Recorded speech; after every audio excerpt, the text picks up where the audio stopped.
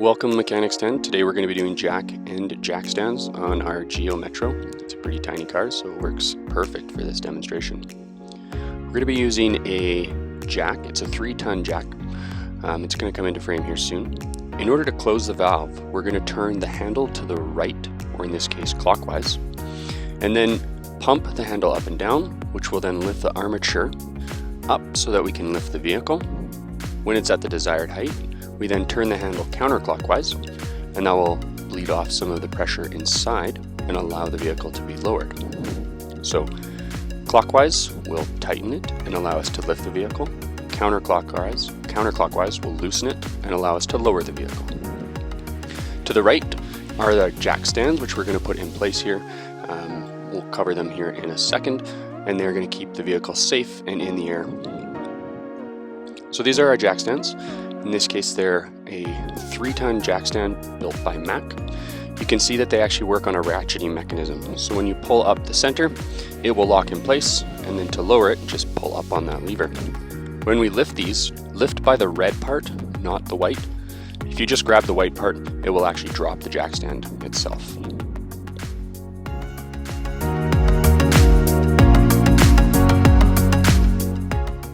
So first things first is to make sure that our vehicle is parked on a level surface, and then we need to chock the wheels. This means that the vehicle will not roll forward or backwards. In this case, we have rubber wheel chocks.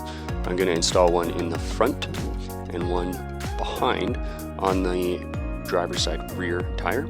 It can be on any tire for that matter, just so that it doesn't roll forward or backwards. Now we're going to go and look for our lift points. On this Metro, we have them tagged. You can say it says jack here, and we can lift front to back in this case scenario. So I'm going to take the jack, I will slide it in, lift on that front point, and then be able to set up our jack stands, which you can see in the lower part of the screen, on these areas which we've painted yellow.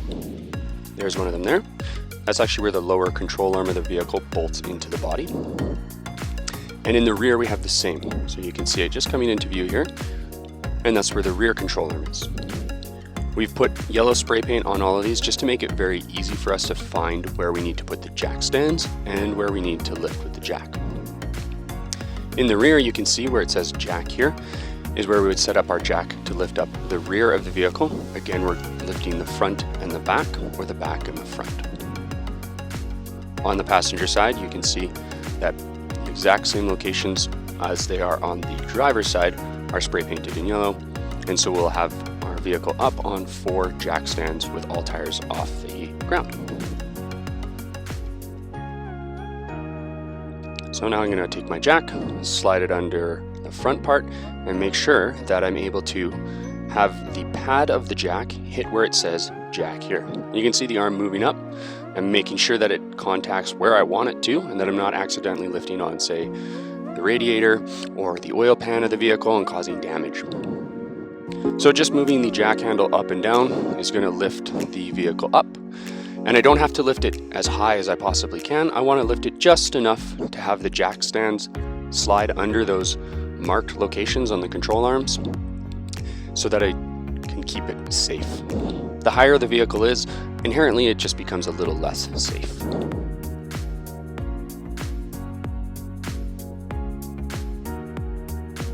Okay, so now I'm going to go to my driver's side and see if I can slide my jack stand under those marked locations.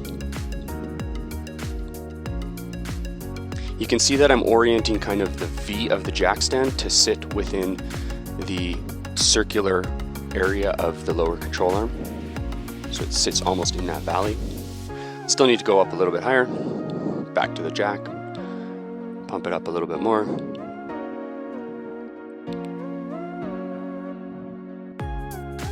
and we'll check one more time to make sure that I can fit the front jack stands.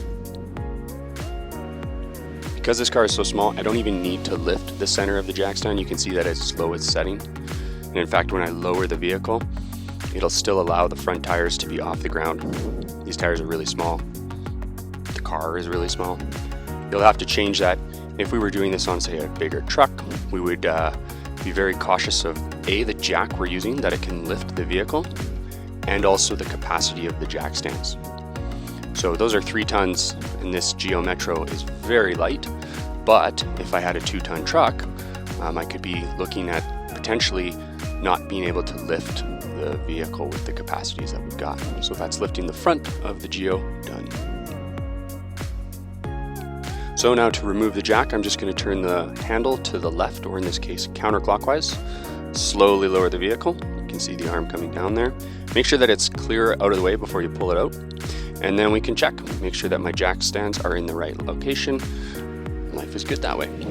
Now we're going to move on to the back of the vehicle. So I'm sliding my jack underneath.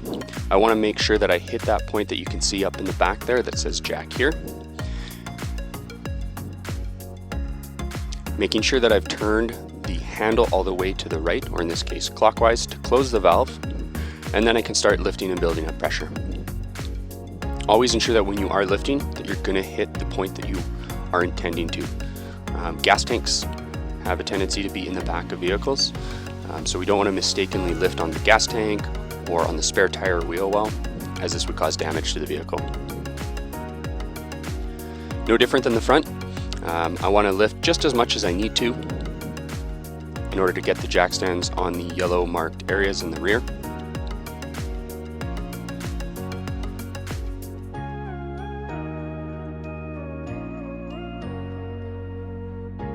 And that looks probably pretty high enough. I'm going to see if I can fit the jack stands in. Same thing, when I'm grabbing these, I'm grabbing by the red handles. If we grab just the white, it will come out in your hand, and the base will stay behind or potentially drop on your foot, so just be cautious of that. When I put the jack stand in, again, I'm orienting that V or the valley of it to sit nicely and securely into the control arm. So you can see that it's oriented there, and that in fact it's going to line up. We'll do the same here on the driver's side.